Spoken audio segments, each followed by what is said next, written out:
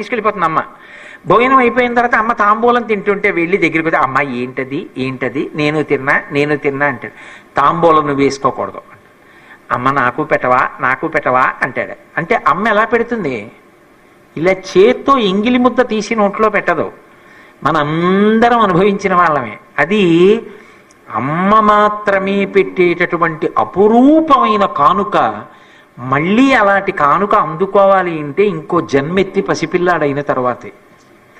అది అమ్మ పిల్లాన్ని ఇలా ఎదురుగుండా కూర్చోపెట్టుకుని ఇలా వెనక్కి చేతులేసి తలని దగ్గరికి తీసుకుని తన నవ్వులుతున్న తాంబూలంలో చిన్న పిడచ నాలుకతోటి ఇలా పట్టుకుని నోరు తెరవమని నాలుకతో వాడి నోట్లో పెడుతుంది. వాడు ఆ తాంబూలపు పిడచలో అమ్మ యొక్క లాలాజనం కలిసి ఉంది. చీ ఎంగిలి అండం. ఎంత మురిసిపోతాడో.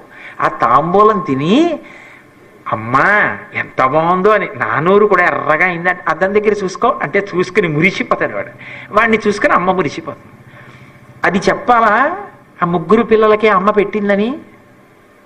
అందుకే వాళ్ళు నిత్య బ్రహ్మచారులయ్యారు. సుబ్రహ్మణ్యుడు, శ్రీ మహావిష్ణువు ఎప్పటికీ నిత్య బ్రహ్మచారులు. కాలమునకు వశపడరు. రాక్షసుల మీద గెలుస్తూ ఉంటారు. అంతంత శక్తి సంపన్నులయ్యారు. ఎందువలన ఇంకా నేను చెప్పక్కర్లేదు, అవన్నీ అమ్మవారి తాంబూలపు పిడచ తిన్నారు. కాబట్టి ఇంకా దాని శక్తి ఎంత అంటే నేనేం చెప్పనని శంకరాచార్యుల వారు వదిలేశారు శ్లోకం. బహుశः శంకర భగవత్పాదులు దాని శక్తి చెప్పలేనని విడిచిపెట్టిన ఏకైక శ్లోకం అమ్మవారి యొక్క తాంబూల చర్వణమే. నేను ఇప్పుడు అవన్నీ చెప్పడం సాధ్యం కాదు. కానీ అమ్మవారు ఈ లోకంలో అద్భుతాలు సృష్టించింది తన తాంబూలపు పిడచ పెట్టి. ఇప్పటికీ అమ్మవారు అనుగ్రహించాలి అనుకుంటే తన తాంబూలం ఇస్తారు. అమ్మవారు అనుగ్రహించిందా? ఆ తల్లి తాంబూలాన్ని మించిన ప్రసాదం ఈ లోకంలో ఉంది అని చెప్పడానికి ఇంకొక పదార్థం ఉన్నది అనడము సాధ్యము కాదు. అందుకే అది దర్శనం చేయి. చాలా